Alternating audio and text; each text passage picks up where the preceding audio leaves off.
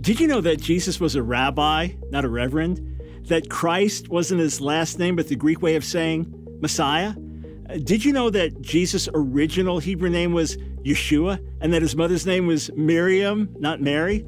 That his first followers were Jewish men with names like Yochanan and Yaakov and Yehuda? Did you know that the letter of James was actually the letter of Jacob, and that the letter of Jude was actually the letter of Judah?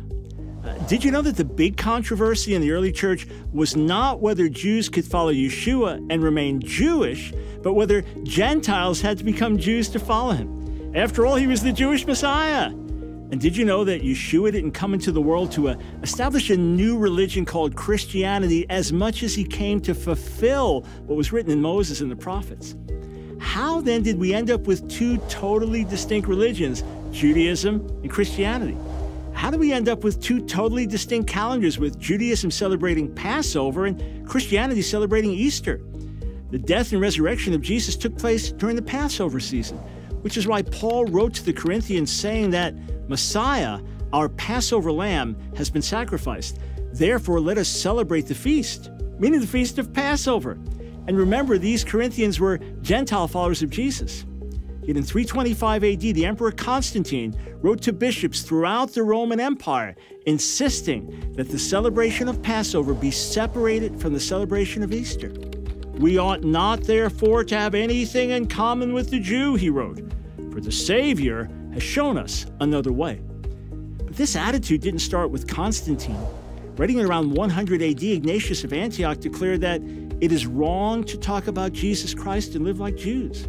About 75 years later, in 177 AD, Irenaeus declared that Jews are disinherited from the grace of God.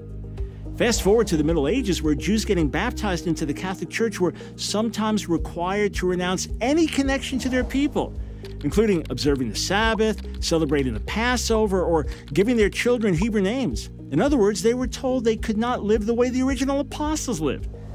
In the days of Hitler's Germany, things got so bad that Protestant theologians wrote whole books claiming that Jesus wasn't Jewish. They even produced a New Testament that removed all traces of Jewishness, including removing verses like John 4:22, where Jesus said that salvation is from the Jews. To this day, there are Christians who will give new Jewish believers in Jesus a ham sandwich as a test of their faith. Eat some pork to prove you're really saved. How in the world did this happen?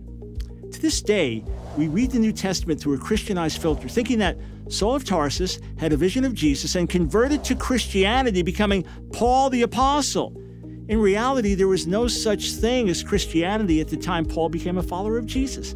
And Paul would have had two names from birth as a Jew born in a Greek city. So his Hebrew name was Shaul, Saul, his Greek name Paulus, Paul. And even after he became a follower of Jesus, he was still known as Saul, and he was still a Jew. But when he began his mission to the Gentile world, he became known by the Greek name Paul. It's that simple. Ironically, it was Paul who warned Gentile believers in Rome not to reject the Jewish roots of their faith. As he wrote in Romans 11, remember, it is not you who support the root, but the root that supports you. How then did the church get cut off from its Jewish roots? How did it go from an exclusively Jewish movement to an anti-Jewish movement? In the first stage, the great majority of Yeshua's followers were Jews, with only a small minority of Gentiles. But over time, as more and more Gentiles came to faith, they became the majority. And when the national Jewish leadership continued to reject Yeshua as Messiah, the Gentile church leaders concluded that God had rejected Israel. We are the new Israel, they proclaimed. God is finished with the old Israel.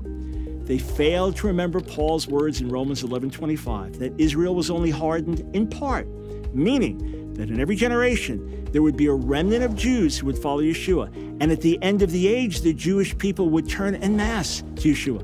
As Paul wrote, and so all Israel will be saved. As a result, the church quickly forgot its Jewish roots, separating itself from the biblical calendar, declaring the Jewish people forever damned, and telling Jews who wanted to follow Jesus they had to choose between following the Messiah or being Jewish. Talk about turning things upside down. Does this mean that Gentile Christians should live like Jews? Absolutely not. Does that mean that Jewish followers of Jesus are superior? God forbid. Does it mean that it's wrong for Gentile followers of Jesus to develop their own traditions? Certainly not. But it does mean that the church should honor its Jewish roots, that the church should recognize that God is not finished with Israel, and that the church should not require or expect Jewish believers to live like Gentiles. Is this too much to ask?